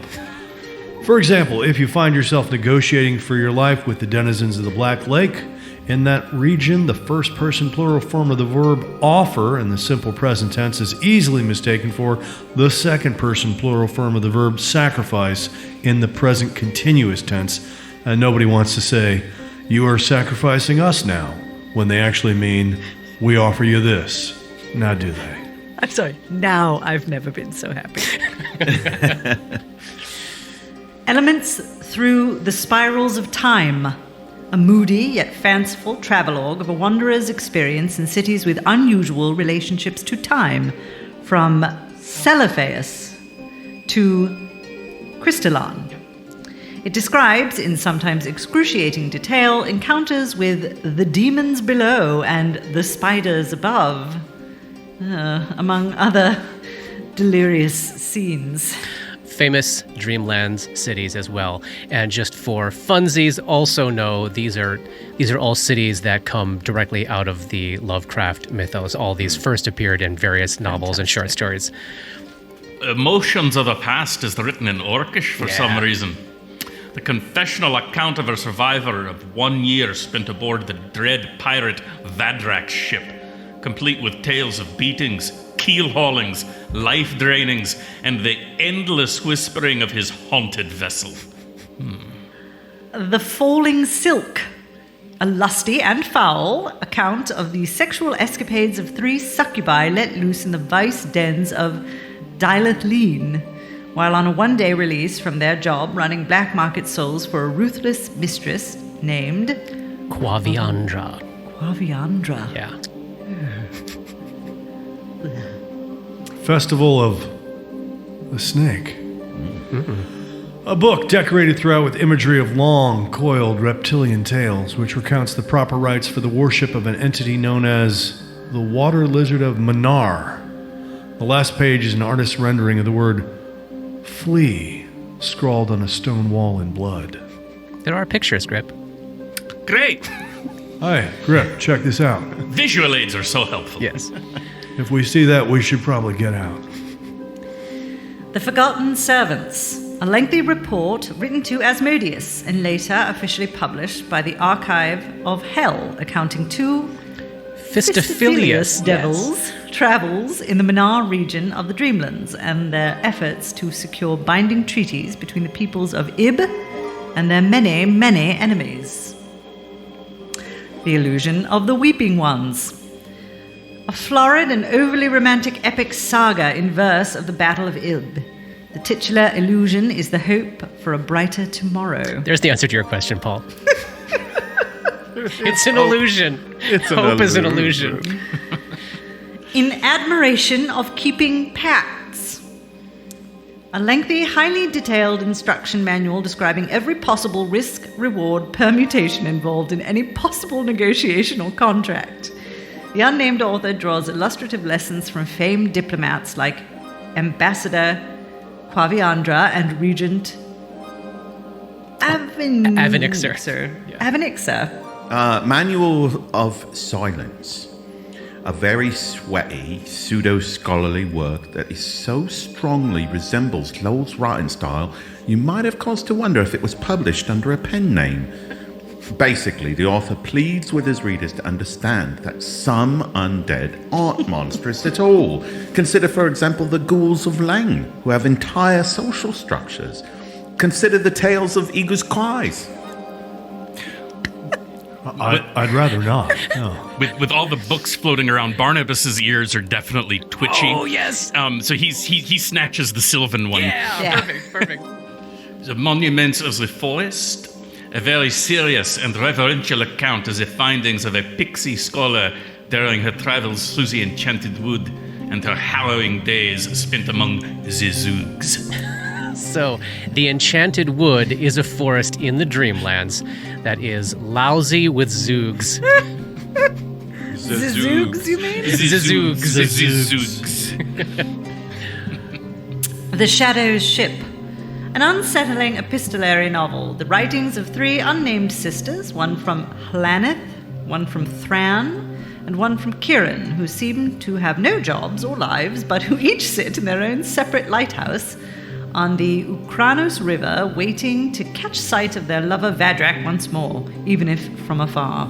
Yet each time they catch sight of his sails, they either turn away or pluck out an eye. Oh, Kronos River in the Dreamlands, as are all three of those cities. This Vadrak is turning out to be a real charming customer. Shards of Sight, a book claiming to be from the far future, centuries distant, written by a ghoul shaman after a particularly harrowing vision quest. The author's spirit guide, the great Bloodfoot Demon, revealed to her a dizzying array of alternate past histories of her homeland, Arventon, each more shocking than the last. Spiders of Sin and Sky, a nearly indecipherable text and impossible to tell if it's purporting to be fact or fiction.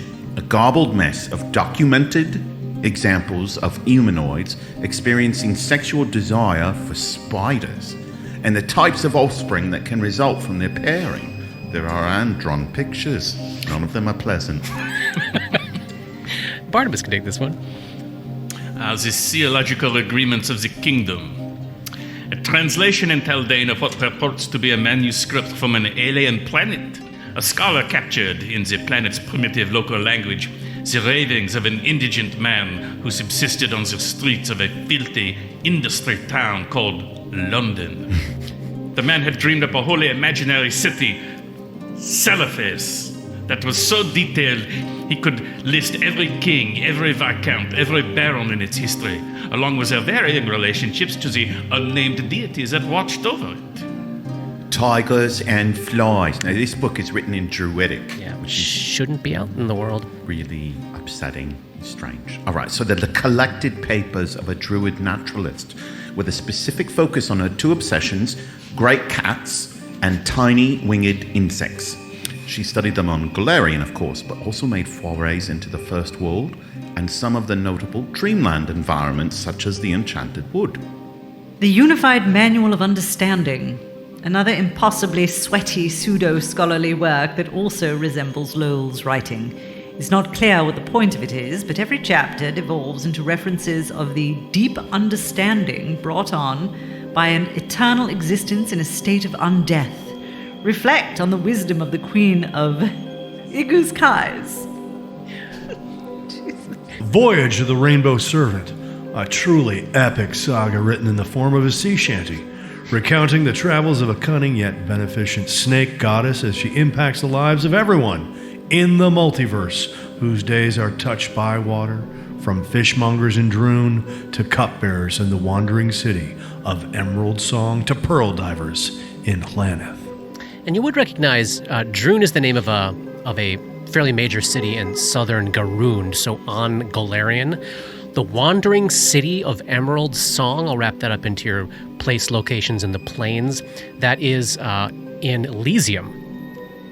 And then Hlaneth is, of course, in the Dreamlands. And finally, The Wise Harmony, a philosophical treatise written by a Sverfneblin monk reflecting on his 200 years working as an intermediary between his community and enclaves of Darrow, Aboleths, Zoogs, and more. The Zoogs?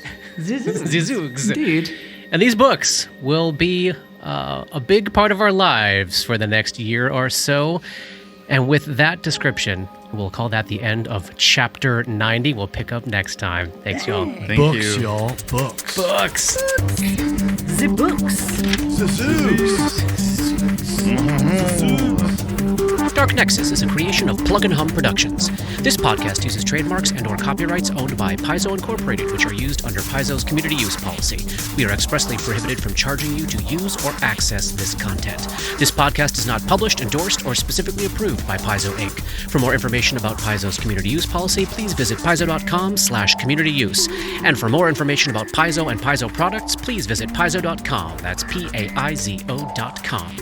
Dark Nexus uses music and soundscapes by Sirenscape. Check them out at sirenscape.com. That's SYRINSCAPE.com. Opening and closing themes, along with additional music, composed by Rob Kauzlaric. Artwork for Dark Nexus is by Matt Wahlquist. Special thanks to Toy, without whose generosity this project would not have been possible. And thanks to DMCP, Richard and Ari, Paul and Shannon, Chris, Scotty, Jason, Jess, Joe, Chelsea, Matt, Dave, Darren, and everyone we've gamed with over the years for all the memories and inspiration. Click the tab.